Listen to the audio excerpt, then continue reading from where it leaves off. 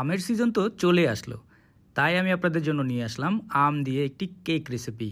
এই mango cake recipe আপনি যদি বাসায় একবার বানিয়ে সবাইকে খাওয়ান, আপনার ফ্যান হয়ে যাবে। খুবই মজাদার একটি কেক রেসিপি।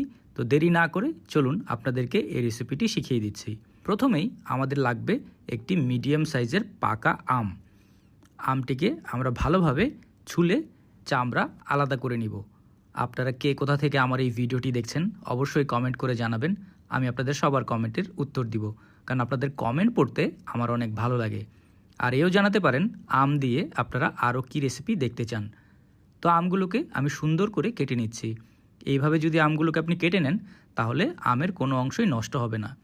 এরপর আমগুলোকে আমি একটি ব্লেন্ডারের জগে নিয়ে নিব। তার সাথে আমি দিয়ে দিচ্ছি সুজি দেওয়ার পর আমি এর ভিতরে দিয়ে দিব চিনি, তারপর দিয়ে দিব পরিমাণ মতো তেল। এরপর আমি এর ভিতরে দিয়ে দিব দই, এটি হচ্ছে মিষ্টি দই। এরপর আমি দিয়ে দিব সামান্য দুধ। এরপর আমি এই সবগুলোকে একসাথে ভালোভাবে ব্লেন্ড করে নিব। আপনারা ততক্ষণ পর্যন্ত ব্লেন্ড করবেন যতক্ষণ পর্যন্ত এই মিশ্রণটি স্মুথ না হয়ে যায়। একদম মিহি হয়ে গেলে বুঝতে হবে আপনাদের মিক্স করা হয়ে গেছে আর মিশ্রণটি অনেক সুন্দর হয়েছে। এরপর একটি চামচের সাহায্যে আমি আস্তে আস্তে করে ব্লেন্ডারের ভিতর থেকে এইভাবে মিশ্রণটিকে বের করে নিয়ে আসব। এরপর আমি একটি প্লেট দিয়ে ঢেকে দিব, দিয়ে আমি 10 মিনিটের মতো রেস্টে রেখে দেব। এখন আমি একটি বাটিতে নিয়ে নিব টুটি ফ্রুটি। এরপর এর উপরে দিয়ে দিব সামান্য ময়দা।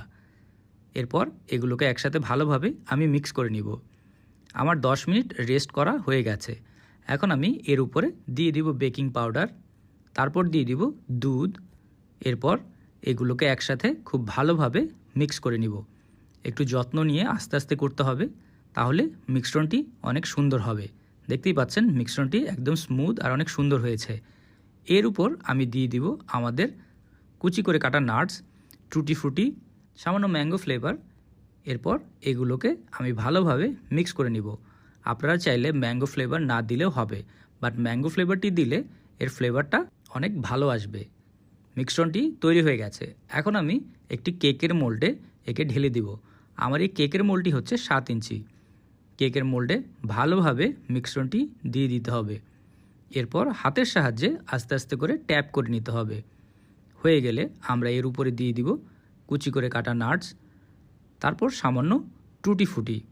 আপনার বাসায় যদি টুটি ফুটি না থাকে আপনি টুটি ফুটি ছাড়াও এই কেকটি তৈরি করতে পারবেন, কোনো সমস্যা হবে না। আর এই কেকের টেস্ট সেম থাকবে। তো আমি সামান্য টুটি ফুটি উপরে দিয়ে এরপর একে আমরা বেক করব। তবে আমাদের এই কেকটি তৈরি হবে চুলায়। আমি চুলায় একটি বড় কড়াইয়ের উপরে দিয়ে দিয়েছি একটি স্ট্যান্ড, আর এই কড়াইকে আমি 5 মিনিটের মতো আগে গরম করে নিয়েছিলাম। এরপর একে ঢাকনা দিয়ে আমি 30 থেকে 40 মিনিটের মতো বেক করব। 30 থেকে 40 মিনিট পরে এর ভিতরে সামান্য টুথপিক ঢুকিয়ে দেখতে হবে কেকটা হয়েছে কিনা। তো আমার কেকটি তৈরি হয়ে গেছে। একটি চামচের সাহায্যে একে আমি মোল্ড থেকে বের করে নিয়ে আসছি। দেখতেই পাচ্ছেন খুব সহজে কি মজাদার একটি ম্যাঙ্গো কেক আমরা ঘরে তৈরি করে ফেললাম।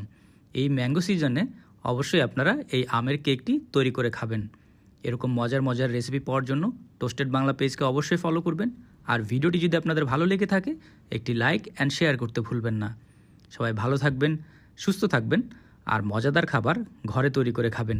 আর এই রেসিপিটি যদি কেউ ট্রাই করে থাকেন আমাকে কমেন্ট করে জানাবেন আপনাদের কেমন লাগলো।